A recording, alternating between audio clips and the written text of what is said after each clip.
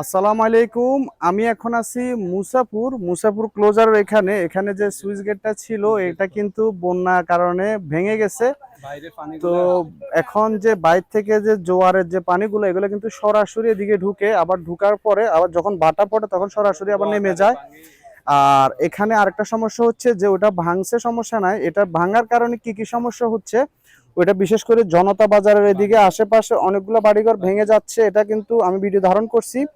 এবং কি পার্শ্ববর্তী অনেকগুলা জায়গাতে যখন জোয়ার আসে তখন প্লাবিত হয়ে যায়, যে ঘরের উঠানগুলো আশেপাশে সবগুলো প্লাবিত হয়, আবার পানি নামে। আবার অনেক জায়গায় বেশি বেশি সমস্যা হচ্ছে যে ঘর বাড়ি ভাঙতেছে প্রচুর পরিমাণে। আমি দেখাচ্ছি আসলে বর্তমানে মুসাফুরের যে সুইচ গেটটা আছে ওটা বর্তমান অবস্থা।